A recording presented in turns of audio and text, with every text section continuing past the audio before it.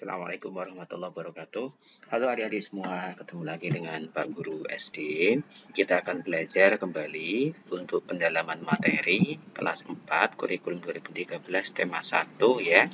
Masih di tema 1, indahnya kebersamaan, subtema 3, bersyukur atas keberagaman. Nah, kita mulai masuk di pembelajaran yang pertama, yang ke-1.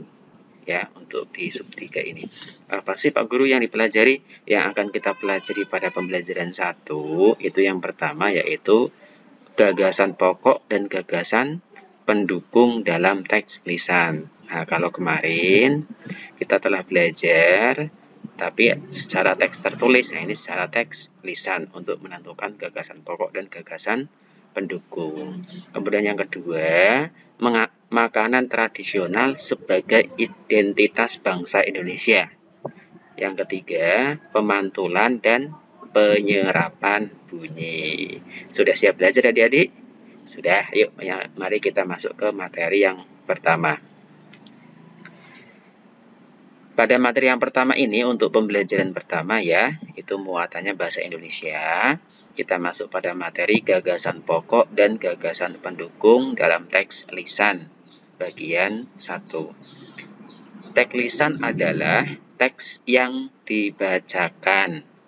Gagasan pokok dan gagasan pendukung dalam teks lisan ditemukan dengan cara menyimak. Apa itu menyimak? Menyimak itu adalah mendengarkan dengan seksama hal yang dibacakan atau yang dibicarakan. Nah, ini ya. Nah, mari kita masuk ke contohnya. Nah, contohnya seperti ini ya. Misalkan nih ada yang sedang berbicara. Bu guru atau teman kalian sedang berbicara. Salah satu bentuk keragaman di Indonesia yang mampu menarik wisatawan adalah makanan, terutama makanan tradisional. Wisatawan yang datang ke Indonesia akan dimanjakan dengan makanan tradisional Indonesia, tersaji dengan beragam jenis, rasa, hingga bentuk penyajian. Ada berbagai jenis makanan tradisional, mulai dari makanan utama seperti papeda hingga kudapan seperti ketuk. Nah, dari teks yang tadi dibacakan, dapat diketahui bahwa ternyata dia membahas makanan tradisional, gitu kan? Nah, sehingga kita bisa tahu bahwa gagasan pokoknya itu merupakan makanan tradisional Indonesia mampu menarik wisatawan. Itu gagasan pokoknya. Ada di mana? Oh, ternyata setelah kita tahu, kita menyimak, ternyata pada kalimat pertama, pada paragraf pertama. Ini untuk kalimat utamanya atau gagasan pokoknya gitu ya. Nah, sedangkan untuk kalimat yang kedua dan seterusnya itu merupakan kalimat penjelas atau kita kenal gagasan pendukung, itu sama saja.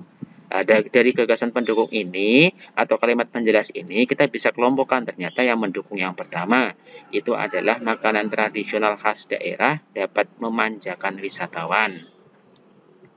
Kemudian yang kedua, makanan tradisional memiliki beragam jenis, rasa, dan penyajian. Nah, ini kan masuk ke sini.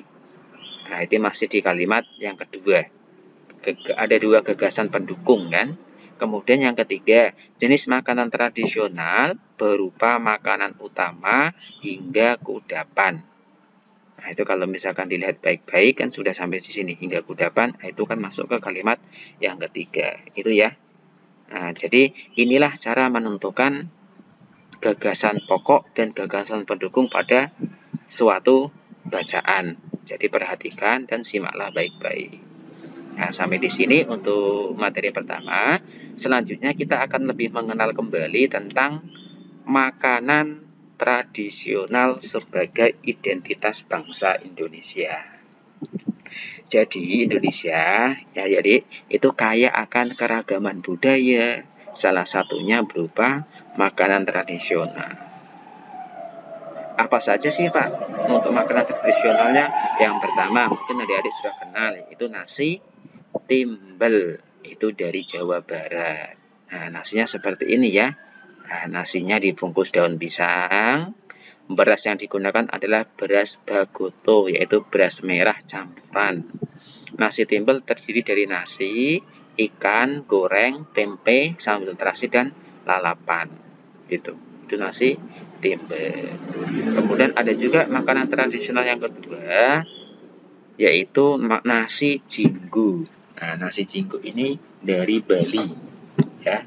Nah, nasi pulen ini dibungkus daun pisang dengan porsi kecil, dilengkapi dengan mie goreng dan suwiran ayam pedas. Namanya nasi jinggu.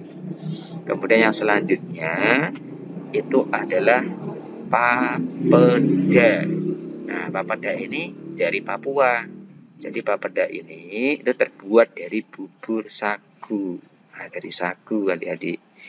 Papeda memiliki rasa tawar. Disajikan dengan ikan tongkol atau mubara kuah kuning. Nah, jadi ada ikan tongkol, nanti ada sambalnya juga. Ini papeda ya, dari bubur sagu atau tepung sagu itu. Nah, itu yang ketiga. Kemudian yang keempat yaitu bubur Manado. Ini dari Sulawesi Utara. Wih, enak ini sepertinya ya.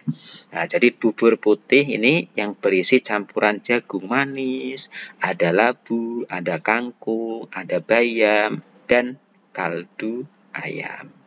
Nah, jadi bubur Manado juga dapat disajikan dengan suiran ikan cakalang goreng. Inilah makanan tradisional yang Pak Guru sampaikan ya. Masih banyak yang lainnya. Ini hanya sekedar contoh 4 makanan tradisional yang ada di Indonesia. Itu ya adik-adik ya. Nah, jadi Indonesia ternyata kaya akan makanan tradisionalnya. Nah, kemudian kita masuk ke materi yang ketiga, itu tentang pemantulan dan penyerapan bunyi. Nah, ini masuk pada muatan IPA ya.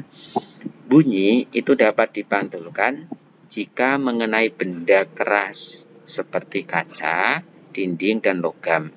Nah, dinding yang terbuat dari susunan batu bata dan semen dapat memantulkan bunyi. Nah, jadi bunyi itu dapat dipantulkan oleh benda keras gitu ya.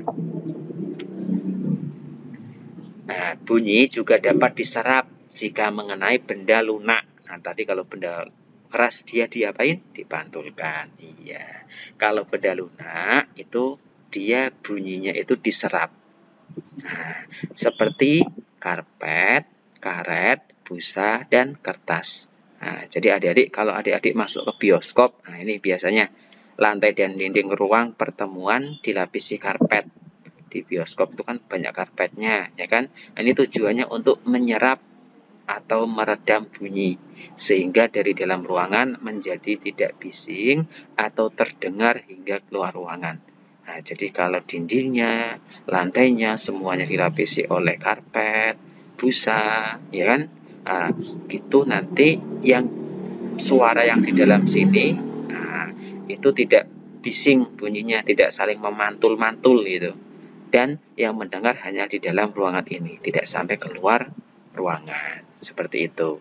Nah, ini adalah tentang bunyi dapat dipantulkan oleh benda yang keras, dan ini kalau di sini yaitu bunyi dapat diserap jika mengenai benda yang lunak gitu. Adik-adik kalau coba main ke bioskop atau ruang pertemuan kantor tuh biasanya, nah itu banyak kalau ada karpet-karpet, itu fungsinya untuk itu. Karpet di bawah, karpet di samping ya. Nah, itu fungsinya itu untuk menyerap atau meredam. Nah, itu untuk pertemuan kali ini pada pembelajaran yang pertama. Jika adik-adik ada tugas atau ada pertanyaan, silakan dapat ditanyakan di kolom komentar ya. Terima kasih. Itu dari Pak Guru. Sampai ketemu di lain kesempatan ya. Jangan lupa like, comment, and share. Bye.